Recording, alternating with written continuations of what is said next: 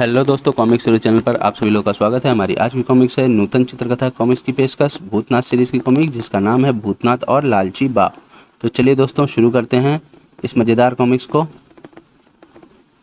भूतनाथ और लालची बाप। चित्रांकन मंजीत, लेखक विनोद शर्मा, संपादिका त्रिशला रानी, प्रकाशक नूतन चित्रकथा, ईश्वरपुरी, मेरठ। उस दिन नीलम होटल के डाइनिंग हॉल में भूतनाथ किसी की प्रतीक्षा कर रहा था। प्रतीक्षा करते हुए 2 घंटे हो गए, पता नहीं वह आएगी भी या नहीं। लगभग तभी एक बेरा वहाँ आया। सर, अभी एक मैडम ने आपके लिए यह लिफाफा दिया है। मेरे लिए? और जब भूतनाथ ने लिफाफा खोला, भूतनाथ जी, चौथी मंजिल पर रूम नंबर 430 में मिली है रजनी। पत्र के अनुसार भूतनाथ रजनी नामक उस युवती से मिलने चल दिया। हद हो गई, उसे यहाँ हॉल में नहीं मिलना था तो इतनी देर इंतजार क्यों करवाया। चौथी मंजिल पर कदम कदम पर वह रहस्यमयी बनती जा रही है। जब भूतनाथ रूम नंबर 430 के सामने पहुंचा, यह निर्देश मुझ पर भी लागू होता है क्या? Don't disturb. नहीं, मुझे तो उसने पत्र देकर बुलाया है। द्वार पर दस्तक की आवश्यकता नहीं पड़ी। हाथ रखा कि वह अंदर को खुल गया। ऐसा लगता है उसे यकीन था पत्र पाकर मैं अवश्य उससे मिलने यहाँ तक आऊँगा। मगर जब भूतनाथ अंदर पहुँचा, मैं आ गया हूँ, कहिए क्या समस्या है आपकी? किस लिए आप मुझसे मिलना चाहती थी मिसेज रजनी ठाकुर? मगर जब उसके प्रश्न की कोई प्रतिक्रिया युवती ने जाहिर ना की तो भूतनाथ आगे आया। तब ओह नो, हत्या! मगर इतनी जल्दी कौन हत्या कर गया? अभी भूतनाथ सोच नहीं पाया था कि वह क्या करे, तभी चौंक उठा। पुलिस यहाँ? अरे भूतनाथ जी, आप यहाँ? किसी ने फोन पर सूचना दी थी कि होटल नीलम के रूम नंबर 430 में एक संभ्रांत युवती ने आत्महत्या कर ली है। ओह, अभी केवल 5 मिनट पहले इस युवती ने मुझे पत्र देकर यहाँ बुलाया था। आज सवेरे फ़ोन करके मुझसे मदद मांगी थी और होटल के डाइनिंग हॉल में मिलने का वचन लिया था।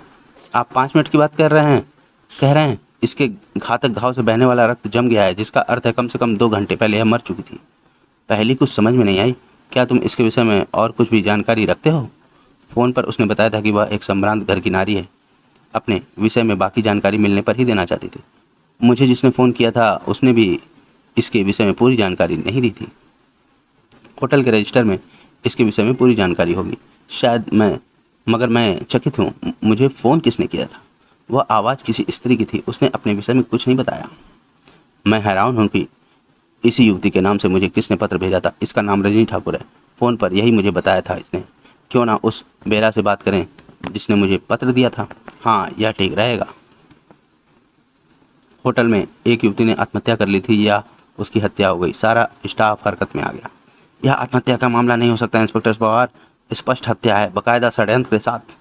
तब होटल मैनेजर ने मत प्रकट किया। हत्या हो गई या आत्महत्या, हमारे दोस्त की बदनामी तो दोनों सूरतों में है। वैसे यह मैं विश्वास के साथ कह सकता हूँ कि यह रजनी ठाकुर ही है, ठाकुर प्रताप सिंह की पत्नी। मैनेजर, ये ठाकुर प्रताप सिंह वही तो नहीं जिन पर पिछले वर्ष हत्या का मुकदमा चला था और आजीवन कारावास का दंड मिला था? जी हाँ, वही। 4 माह पहले रोशन के फैसले के खिलाफ अपील करके जमानत पर बाहर आए थे। मैं उस बेरा से मिलना चाहता हूँ जिसने मुझे लिफाफा दिया था। मैं सभी बेरों को यहाँ बुलाए देता हूँ, आप उसे पहचान लें। मगर जिस बेरा ने लिफाफा दिया था वह स्वयं हाजिर हो गया। जी हाँ, वह लिफाफा मैंने आपको दिया था। मुझे एक महिला ने दिया था, उन्हें मैं नहीं पहचानता, मगर सामने आने पर जरूर पहचान लूँगा। समस्या वही की वही रही। बाद में भूतनाथ अपने असली रूप में। ठीक है, आप सबका पंचनामा करके पोस्टमार्टम के लिए भेजिए, मैं अपने ढंग से कुछ करता हूँ। बाद में भूतनाथ अपने असली रूप में। मुझे इस हत्या के संदर्भ में ठाकुर प्रताप सिंह से बात करनी होगी। जब भूतनाथ ठाकुर प्रताप सिंह की कोठी पर पहुंचा, लगता है ठाकुर कहीं जा रहा है। भूतनाथ जी, आप यहाँ? मैं आपसे ही मिलने आया हूँ ठाकुर साहब। लगता है आप कहीं जा रहे थे। जी हाँ, वकील से मिलने जा रहा था।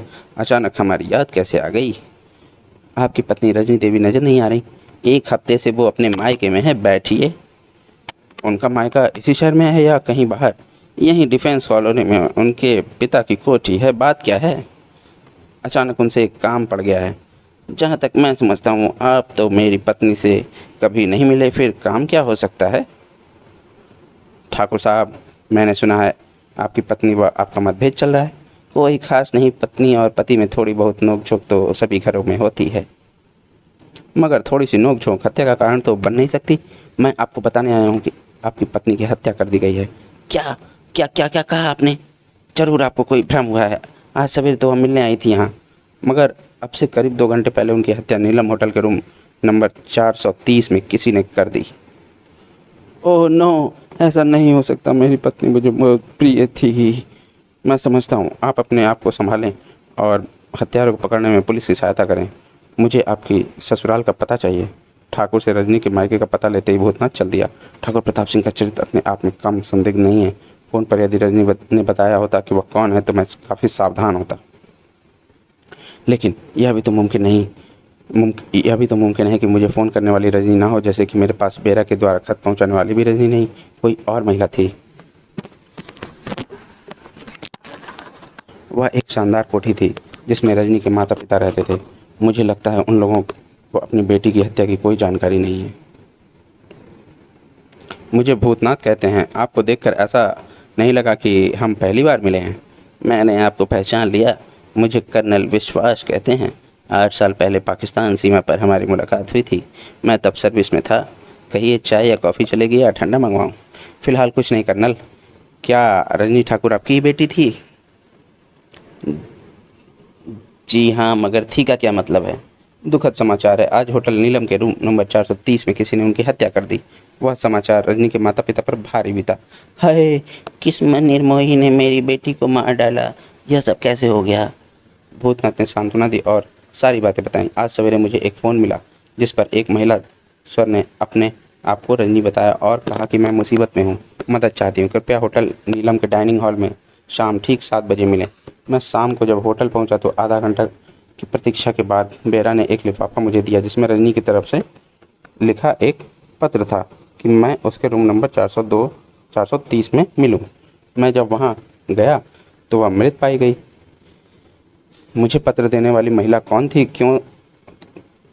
क्योंकि जब मुझे पत्र मिला तो रजनी की हत्या कम से कम 2 घंटे पहले ही हो चुकी थी। दूसरा सवाल है, मुझे फ़ोन करने वाली क्या वास्तव में रजनी ही थी?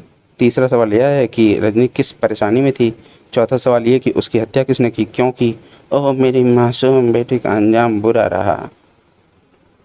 जहाँ तक मैं समझता हूँ कर्नल, रजनी ने ठाकुर साहब से प्रेम विवाह किया था।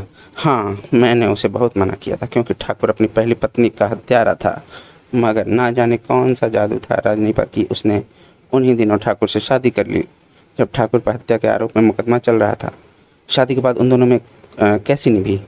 जब तक ठाकुर को सज़ा नहीं हुई ठीक नहीं हुई, मगर सज़ा होने के बाद अपील जमानत पर जब ठाकुर जेल से आया तो ज़्यादातर समय रजनी यहीं हमारे साथ बिताती थी। उसने कभी कुछ कहा? हाँ, वह शादी के बाद पछताती रही। उसने ठाकुर से तलाक भी मांगा पर ठाकुर उसे तलाक देने को राजी ना था। रजनी ने कोर्ट में जाने की धमकी दी। यह कब की बात है? 4 माह पहले की। तब से क्या वो आपके पास ही थी? हाँ, उसका ज़्यादातर समय यहीं हमारे साथ बीत रहा था। इसका मतलब है उसे खतरा ठाकुर साहब से ही हो सकता था। क्या ऐसा कुछ उसने कभी कहा था? नहीं, उसने कभी ऐसा जाहिर नहीं किया था कि उसका पति उसकी हत्या भी कर सकता है, लेकिन मैं सोचने पर विवश हूँ कि जो इंसान अपनी पहली पत्नी की हत्या कर सकता है वो दूसरी की हत्या भी कर देगा। यह मुमकिन है, लेकिन इस हत्या की वजह क्या हो सकती है? या तो कोई और लड़की ठाकुर की निगाह में हो या जायदाद पाने की कोई साजिश हो। शायद दोनों ही कारण हो। मेरे ससुर जी ने एक वसीयत की थी जिसमें करीब 50 लाख नकद यह कोठी अपनी देवती रजनी के नाम कर दी थी। स्वाभाविक है, रजनी की मौत के बाद सब कुछ उसके पति का ही होगा। अब समझ गया, रजनी की मौत से ठाकुर को बहुत बड़ा आर्थिक लाभ होना है। शायद इसमें ठाकुर ने किसी और स्त्री की मदद ली है। वह कौन हो सकती है? यह तो ठाकुर जाने या भगवान जाने। अब भूतनाथ के लिए आगे बढ़ने का एक ही रास्ता था। ओके कर्नल, अब शायद मैं जल्दी इस मामले से पर्दा हटा सकूंगा। इधर पुलिस मुख्यालय में कमिश्नर और इंस्पेक्टर पवार। तुम कहते हो हत्या के समय डॉक्टर ठाकुर अपने डॉक्टर के साथ था? जी हाँ, डॉक्टर सिद्धार्थ उनका चेकअप करने कोठी पर आए थे। वो करीब 3 घंटे साथ रहे थे उनके। इसका मतलब है ठाकुर हत्यारा नहीं है, मगर उसने हो सकता है कि किराए के गुंडों से वह हत्या कराई हो, मगर केवल इसी आधार पर उसे गिरफ्तार नहीं कर सकते। इस मामले में किसी स्त्री का ही हाथ है, जैसा कि तुमसे भूतनाथ ने भी कहा था। उस स्त्री के विषय में जानकारी लेने की कोशिश जारी है। हो ना हो वह कोई ऐसी स्त्री है जो सपना देख रही है रजनी की मौत के बाद ठाकुर की पत्नी बनेगी। तभी वहाँ भूतनाथ आ गया। आपका विचार सही है कमिश्नर साहब। याद कीजिए, ठाकुर की पहली पत्नी के हत्याकांड में भी एक स्त्री का जिक्र आया था, पर पुलिस उसका आज तक पता नहीं लगा सकी। ओह, आओ भूतनाथ, बाद में पता चला था कि वह पुलिस का मात्र भ्रम था। नहीं इंस्पेक्टर पवार, वो भ्रम नहीं था, सच्चाई थी। मैं विश्वास के साथ कह सकता हूँ, उस हत्याकांड में मैं रजनी का हाथ था। उसी ने ठाकुर की मदद की थी, इसलिए कि बाद में रजनी ठाकुर की पत्नी बन सकेगी। ओह, उसी प्रकार हो सकता है अब कोई अन्य स्त्री हो जो कि स्वयं ठाकुर की पत्नी बनने का सपना देख रही है और उसने रजनी को ठिकाने लगाने में ठाकुर को सहयोग दिया। मगर हत्या ठाकुर ने नहीं की, ठाकुर ने हत्या कराई हो, यह तो मुमकिन है मिस्टर पवार। अब आप केस को किस स्थिति में समझते हैं भूतनाथ जी? हत्या के इस मामले में कौन स्त्री थी, यह पता लगाना हमारे लिए जरूरी है। मगर मैं जानना चाहता हूँ भूतनाथ जी, आपको यह जानकारी कहाँ से मिली? रजनी ने ठाकुर को पहली हत्या में मदद की थी। यदि आप दिमाग पर जोर देते तो आपके लिए भी यह सच जानना आसान हो जाता। अभी मैं फिंगरप्रिंट एक्सपर्ट के पास से आ रहा हूँ। आपने लाश के फिंगरप्रिंट लिए थे? जी हाँ, वो फिंगर एक्सपर्ट के पास हैं।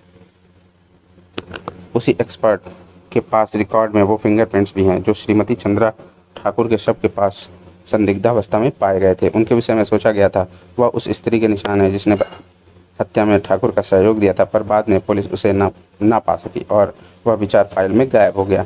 मैंने रजनी के शव के लिए फिंगरप्रिंट्स का उन निशानों से मिलान कराया तो पाए कि दोनों निशान एक ही स्त्री के हैं, अर्थात जिसे पुलिस खोज कर भी ना पा सकी वह रजनी ही थी।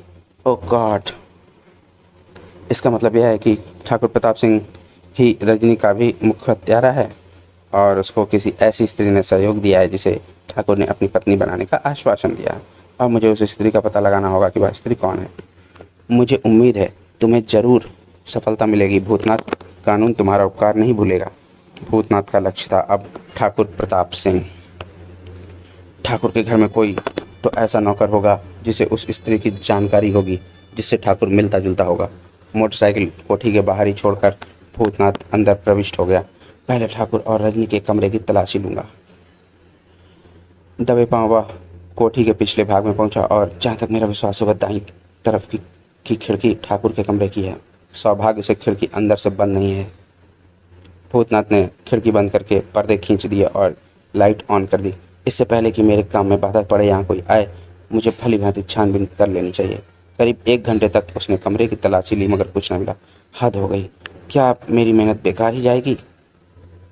तो दोस्तों, हमारा भूतनाथ और लालची बाप का पार्ट 1 यहीं पर समाप्त होता है। आपको ये पार्ट कैसा लगा हमें कमेंट सेक्शन में ज़रूर बताएं और मिलते हैं इसके अगले पार्ट में, जिसका लिंक इसके डिस्क्रिप्शन में आपको मिल जाएगा। आप इसे वहाँ पर खोलकर पढ़ सकते हैं। धन्यवाद।